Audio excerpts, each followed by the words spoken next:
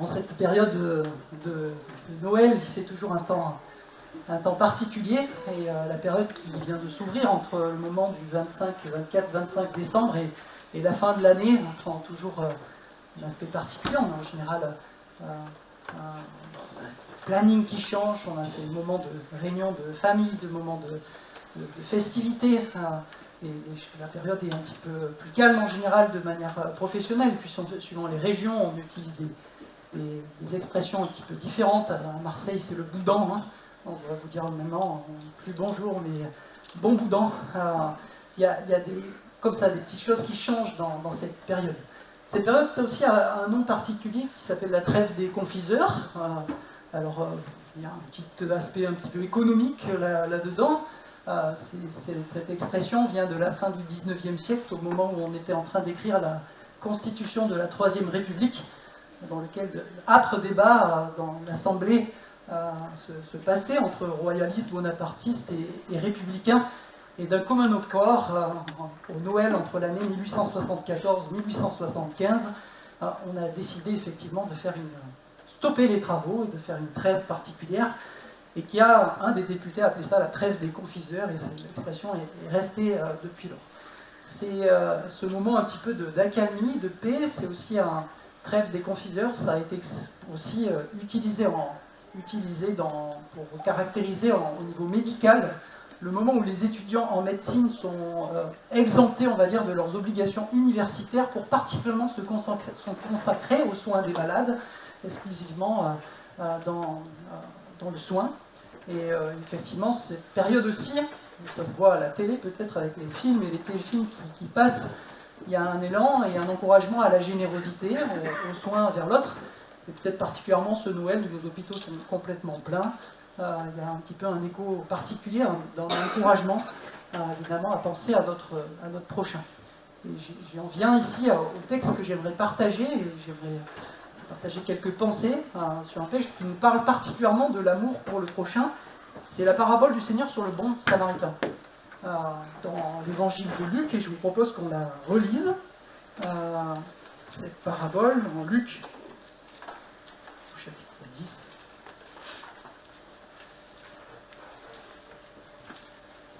Luc au chapitre 10, et on va lire avec son contexte immédiat à partir du verset 25. Luc chapitre 10, verset 25. Et voici un docteur de la loi se leva pour l'éprouver et dit : Maître, que faut-il que j'aie fait pour hériter de la vie éternelle ? Et il lui dit : Qu'est-ce qui est écrit dans la loi ? Comment lis-tu ? Et répondant, il dit : Tu aimeras le Seigneur ton Dieu de tout ton cœur, de toute ton âme, de toute ta force et de toute ta pensée, et ton prochain comme toi-même. Et il lui dit : Tu as bien répondu, fais cela et tu vivras. Mais lui, voulant se justifier lui-même, dit à Jésus : Et qui est mon prochain ? Et Jésus répondant dit : Un homme descendit de Jérusalem à Jéricho et tomba entre les mains des voleurs, qui aussi, l'ayant dépouillé et l'ayant couvert de blessures, s'en allèrent, le laissant à demi-mort. Or, par aventure, un sacrificateur descendait par ce chemin-là, et le voyant, passa outre de l'autre côté. Et pareillement aussi un lévite, étant arrivé en cet endroit, s'en vint, et le voyant, passa outre de l'autre côté. Mais un samaritain, allant son chemin, vint à lui, et le voyant fut ému de compassion. Il s'approcha et banda ses plaies, y versa de l'huile et du vin. Et l'ayant mis sur sa propre bête, il le mena dans l'hôtellerie et eut soin de lui. Et le lendemain, s'en allant, il tira 2 deniers et les donna à l'hôtelier et lui dit : Prends soin de lui, et ce que tu dépenseras de plus, moi, à mon retour, je te le rendrai. Lequel de ces 3 semble avoir été le prochain de celui qui était tombé entre les mains des voleurs ? Et il dit : C'est celui qui a usé de miséricorde envers lui. Et Jésus lui dit : Va, et toi, fais de même. Voilà la parabole du bon samaritain. Alors, en remarque préliminaire, j'aimerais noter que le contexte dans lequel le Seigneur va enseigner cette parabole, c'est le contexte dans lequel on est en train en fait de parler de la vie éternelle. La question du maître de la loi, c'est en fait, que faut-il que j'ai fait ou que je fasse finalement pour avoir la vie éternelle? Et ça, c'est le contexte immédiat. Le Seigneur n'est pas en train d'enseigner, comme dans le Sermon sur la montagne, finalement, qu'est-ce qui est bon de faire qui fait plaisir à Dieu. Il est en train de répondre à une question sur la vie éternelle. Et ça, c'est important de relever. Alors, le maître de la loi, qui est sans doute un lévite, connaît bien sûr les textes de la Torah, et va répondre d'ailleurs de manière extrêmement juste. Il répond: tu aimeras le Seigneur ton Dieu de tout ton cœur et de toute ton âme, de toute ta force, de toute ta pensée, et ton prochain comme toi-même. C'est le résumé de la loi, l'esprit de la loi, que même le Seigneur Jésus lui-même va réutiliser dans d'autres épisodes le Seigneur Jésus va s'exprimer exactement de la même façon dans d'autres passages de l'Évangile. Donc le Lévite, le docteur de la loi, a absolument très bien répondu. D'ailleurs, le Seigneur, oui, tu as bien répondu.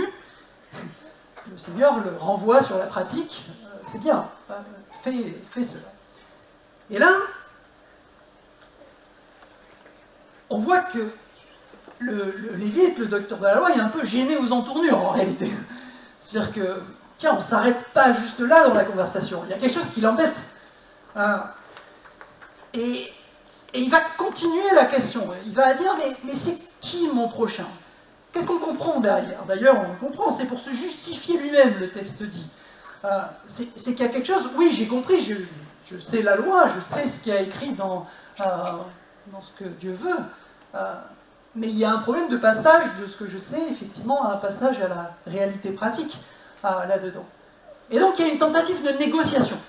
Quelque chose qui est d'ailleurs, qu'on fait extrêmement souvent, quand on est enfant, mais aussi quand on est adulte, effectivement, qu'il y a quelque chose qu'on nous demande et qui nous embête un peu, on essaie de trouver le milieu qui va juste nous arranger un peu. Et effectivement, tendance de négociateur, et c'est exactement ce que le docteur de la loi va faire avec le Seigneur. Il va démarrer une petite négociation. Dans le contexte, en plus, voilà, on comprend que dans le contexte du 1er siècle, pour un juif, la réponse traditionnelle aurait été occupons-nous du peuple juif. Mais dès qu'on va parler du Romain envahisseur ou du Samaritain, l'ennemi chronique depuis plusieurs siècles du Juif, là on va commencer à avoir un problème. Il cherche à avoir quelque chose, oui. Bon, je peux arriver à mes cousins, mes frères, on peut aller dessiner un cercle dans la famille. Mais finalement, quand je vais aller commencer à regarder un tel, celui qui m'embête un peu autour, ça devient plus difficile finalement. Et c'est pour ça qu'il entame finalement cette négociation. Et la parabole du bon samaritain va venir là, de la part du Seigneur, pour pointer du doigt, peut-être l'hypocrisie, en tout cas la maladie du cœur, finalement, qui est là présente dans le docteur de la loi. Et le Seigneur va bien le pointer du doigt par là. Que non, en réalité, il n'y a pas de limite. En réalité, il n'y a pas une définition qui pourrait juste faire une catégorie ou fermer le cercle. Cet amour pour le prochain, demandé par Dieu, c'est un amour qui est parfait, qui est sans limite. Et c'est ce que va répondre et enseigner la parabole du bon samaritain. Alors quand on regarde cette parabole, le premier point, c'est justement ce corps tortueux, qui est le nôtre en réalité. Ce cœur tortueux.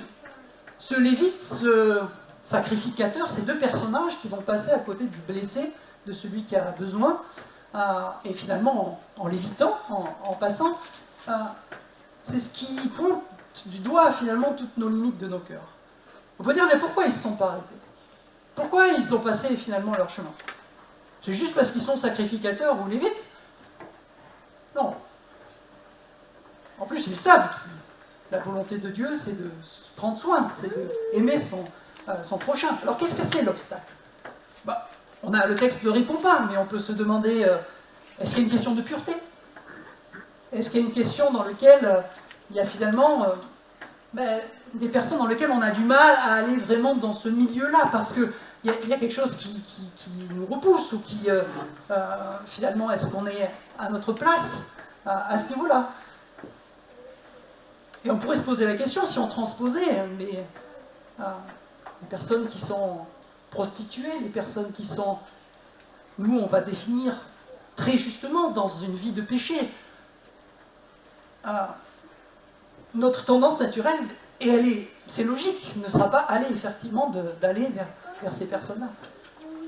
Autre obstacle, peut-être, c'est juste beaucoup plus simple. C'est une question de temps. C'est une question que dans la vie, il faut avoir le temps de s'arrêter. En général, si on est en chemin, on est en trajet, je ne sais pas ce que était le programme du sacrificateur et du Lévite qui descendait de Jérusalem, mais sans doute ils avaient un rendez-vous, ils devaient aller quelque part. Et il y a juste une question aussi de planning, une question de temps. Après, ça peut être une question aussi de crainte. C'est pas évident d'aller voir quelqu'un. Des fois, on a peur de le faire. Là, peut-être l'endroit est dangereux. Il y a peut-être un risque. Les voleurs ont attaqué, peut-être qu'ils peuvent réattaquer. C'est sans doute un endroit où il ne vaut mieux pas traîner trop longtemps.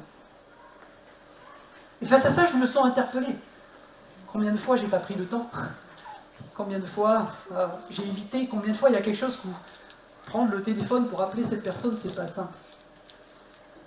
Et là, on se reconnaît en réalité dans le sacrificateur et dans le Lévite. En face de ça, il y a l'exemple du bon samaritain. Cet exemple du bon samaritain montre un amour incroyable, un amour parfait. On peut relever plusieurs points. Déjà, il s'approche d'un ennemi. Le samaritain, on l'a dit, c'est l'ennemi chronique des Juifs. Il y a quelque chose là-dedans dans lequel on s'évite absolument. Les Juifs faisaient de longs détours pour éviter de passer par la Samarie, entrepassant pourtant des régions juives entre la Galilée et Jérusalem. Et là, si on descend dans le chemin vers Jéricho, c'est pour longer ensuite le Jourdain, pour éventuellement remonter vers la Galilée, mais certainement pas passer par les collines de la Samarie. Il y a une question d'éviter effectivement les choses. L'inimitié, le fait de ne pas s'aimer, était réversible. Juste au chapitre 9, juste avant, les Samaritains n'ont pas accepté d'accueillir le Seigneur Jésus dans leur maison, alors que le Seigneur Jésus, comme juif, avec ses disciples, passait par là. Les choses, évidemment, sont dans les deux sens. Mais là, dans cet exemple de ce Samaritain, lui, va aller vers un ennemi. Il va aller vers, finalement, celui vers qui, naturellement, on n'irait pas, mais il va y aller. Bien sûr, il va prendre le temps de faire, il va arrêter son programme. Incroyable, peut-être se détourner, il prend le temps de le mettre sur sa monture, de l'amener à l'hôtellerie, on sait qu'il va le soigner à l'hôtellerie, donc il a complètement chamboulé son programme. Il y a quelque chose qui vient aussi du cœur, quelque chose qui est complètement désintéressé. Le texte dit qu'il est ému aux entrailles, il y a quelque chose qui vient du fond du cœur. Sa motivation, évidemment, n'est pas une motivation intéressée ou juste pour cocher une bonne œuvre, quelque chose qui satisferait sa conscience.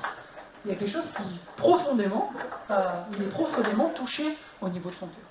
On voit que son aide aussi est efficace.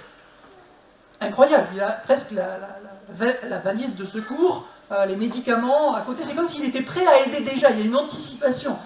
Alors peut-être c'était quelque chose de normal pour le voyageur de prendre ses précautions, de prendre l'huile, de prendre... le texte dit, il avait du vin, de l'huile. Là, il y a une notion déjà d'outils médicaux qui sont là. Il a même anticipé les choses qui sont là. Et il soigne de manière efficace. Il soigne aussi et il aide sans aucun espoir d'intérêt en retour. La personne est totalement dépouillée, elle n'a plus d'argent. Donc il n'y a même pas un intérêt, peut-être il pourra me compenser, je vais peut-être gagner quelque chose en retour plus tard, finalement, d'aider cette personne. Plus encore, il n'imitera pas sa bourse, puisqu'à l'hôtelier, non seulement il va payer les frais, il va dire, mais même si ça dépasse, il n'y a même pas de calcul économique, finalement, là derrière. Et peut-être encore un dernier point, quand on regarde et on contemple finalement l'exemple du bon samaritain, il fait la promesse, et il y a toute raison de croire qu'il tiendra sa promesse, de revenir, de prendre des nouvelles. De prendre des nouvelles. Il dit à l'hôtelier que quand je repasserai, finalement, je compenserai, finalement, si tu as dépensé plus. Mais en fait, c'est comme venir prendre des nouvelles. Il y a quelque chose là-dedans, non seulement il va aider sur le moment, mais il va s'y intéresser jusqu'au bout, et avoir ce souci au retour.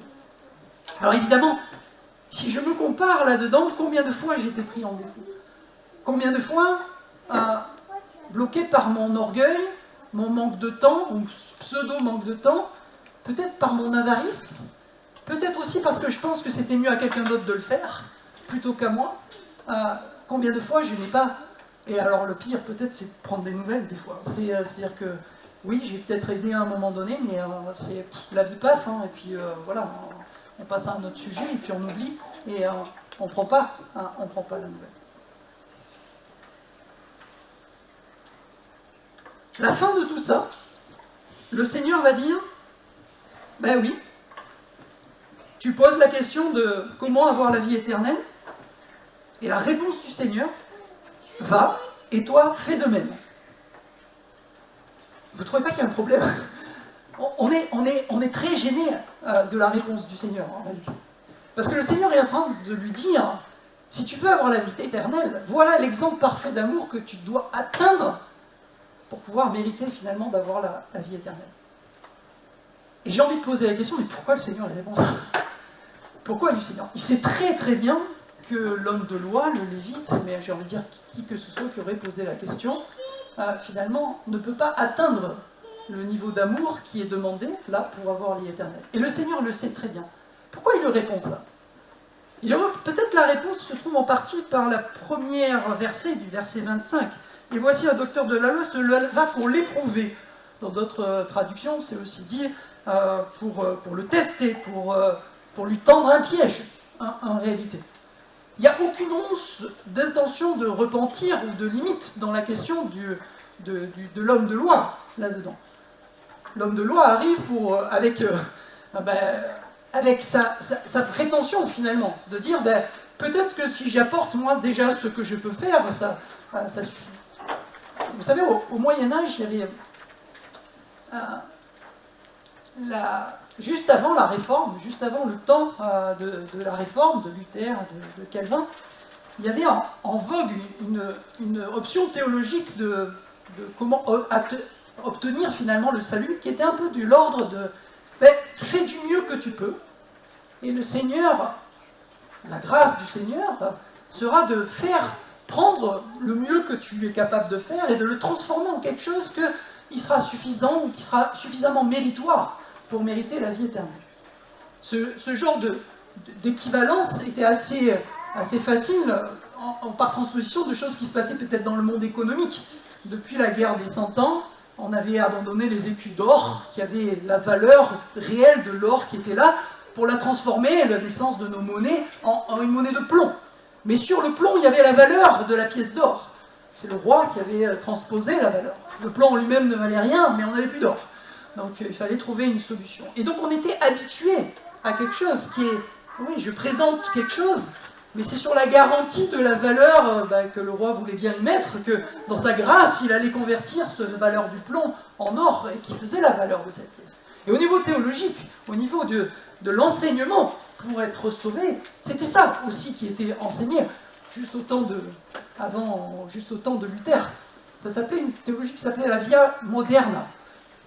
Ça n'avait rien de moderne, mais c'était la Via Moderna qui était la voie de compréhension de ces siècles-là, et qui était là de dire, oui, allez, faites ce que vous pouvez, le mieux que vous pouvez. C'était là, voilà, peut-être donner l'aumône, et vous connaissez l'histoire des indulgences sans doute, voilà, pour mériter les choses. Mais en réalité, notre réflexe est souvent de faire ça face à Dieu, dans nos négociations avec Dieu. Dans la négociation de l'homme de loi, c'est ça qu'il est en train de faire. Je vais aimer un peu, au moins ce que j'arrive à aimer, et puis Dieu prendra ça et ça suffira. Dans sa grâce, c'est ça. Dans sa grâce, il convertira le peu là-dedans. Mais le Seigneur est en train de dire non. Le Seigneur dit quelque chose de complètement radical. Et il lui répond ça dans quelque chose qui lui donne presque une impasse, en réalité. Une impasse, parce qu'en fait, aucun de nous, effectivement, n'est capable, très honnêtement, d'atteindre, finalement, l'exigence de mérite de cette vie éternelle. Et là, on se retrouve finalement, mais quelle est la solution? Quelle est la solution? La solution, bien sûr, est le repentir du cœur.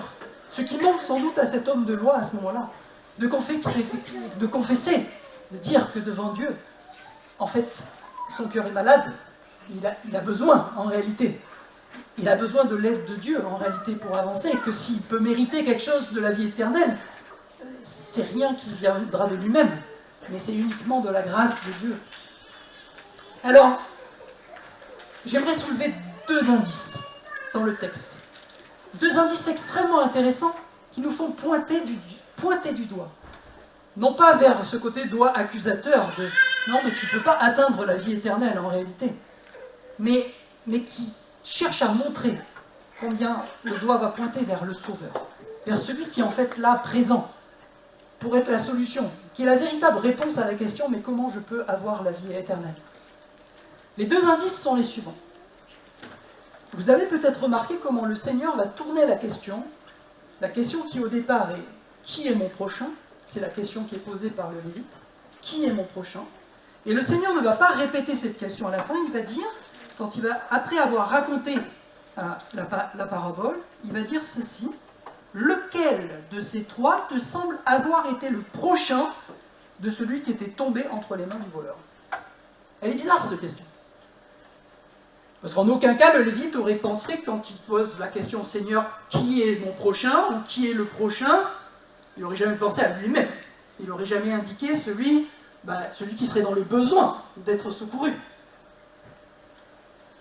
Alors que le Seigneur, en parlant du prochain, va pointer du doigt vers celui qui porte secours.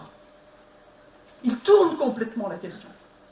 Et la réponse à la question, à la fin de la parabole, c'est finalement, qui est celui qui porte secours?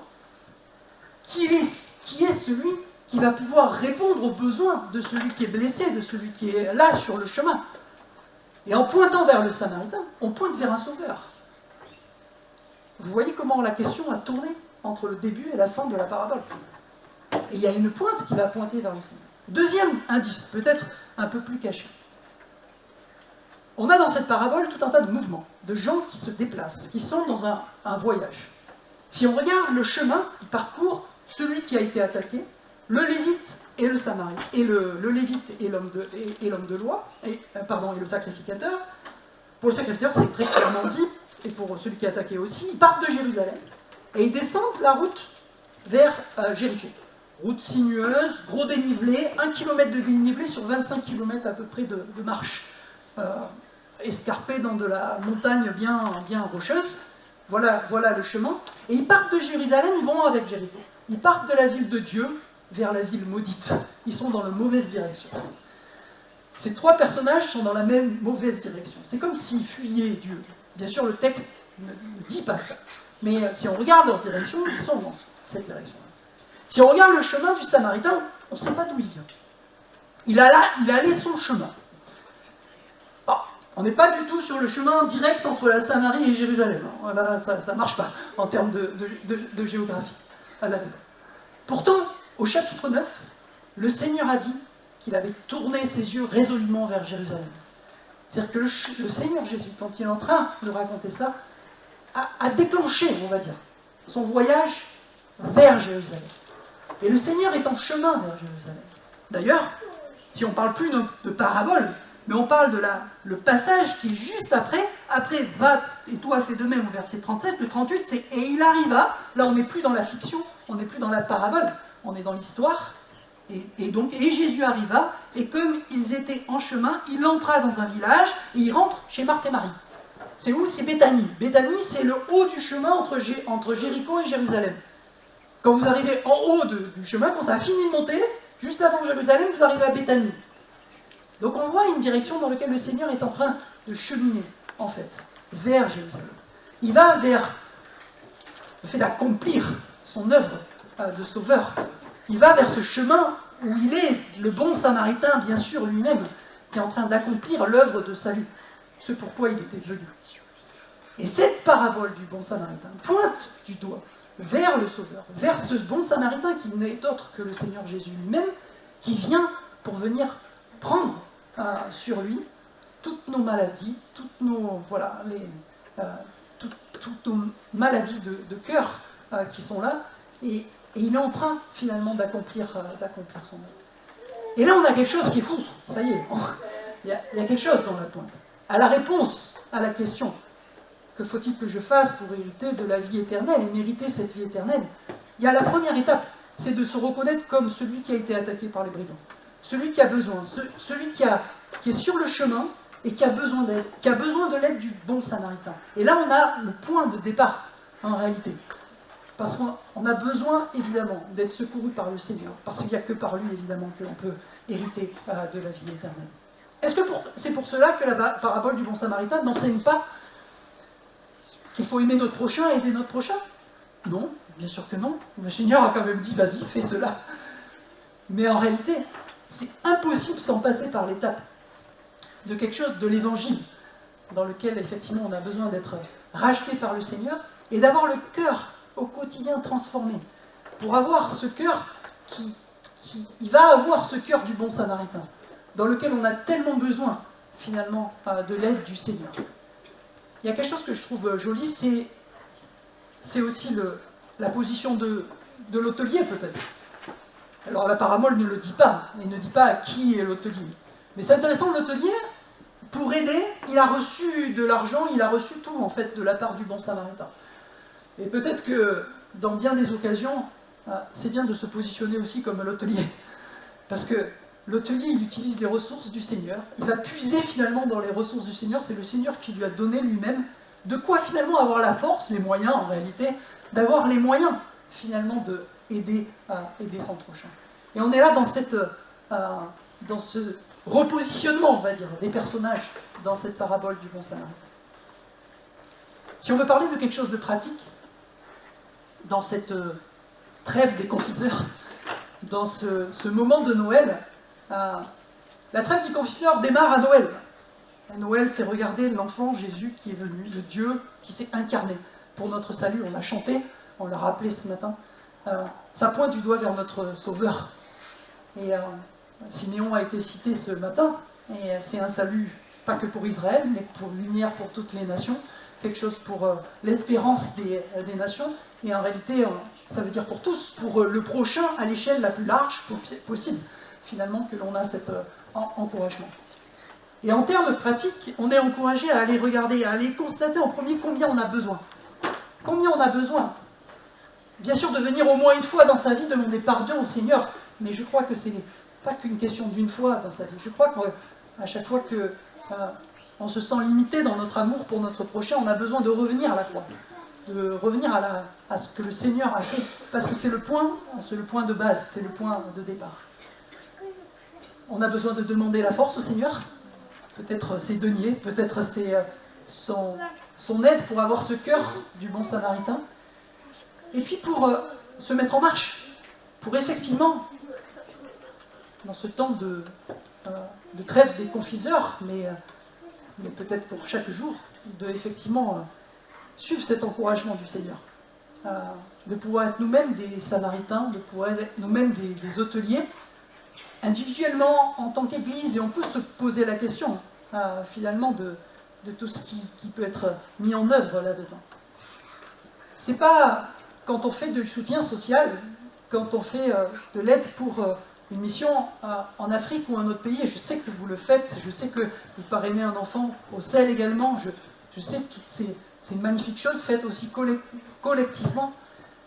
On est toujours rappelé par le Seigneur de savoir pourquoi on fait finalement ces choses-là. Notre piège, c'est la négociation avec Dieu. C'est dire, on fait cela pour finalement être pas si mauvais que ça. Finalement, pour cocher une petite case dans laquelle notre conscience pourra être soulagée là-dedans. On a beaucoup reçu et c'est... Oui, il y a forcément une conscience qui est interpellée là-dedans. Mais on est encouragé pour aller réviser nos motivations. Non pas pour ne pas le faire, au contraire pour amplifier les choses qu'on est encouragé à faire, mais pour aller regarder à nos motivations.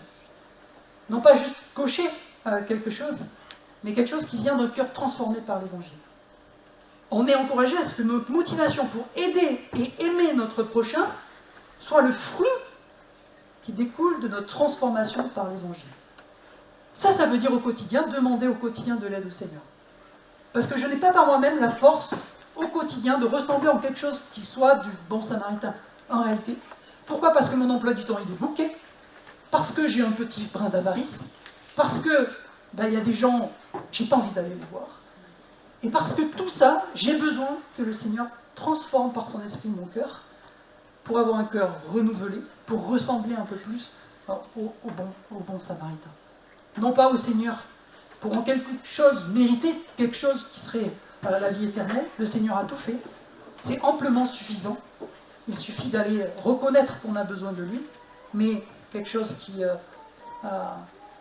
pour faire plaisir au Seigneur, quelque chose qui va découler et montrer le fruit, et montrer aussi à celui, à mon prochain, combien Dieu l'aime, combien en fait, dans ses problèmes sociaux, dans ses problèmes de vie,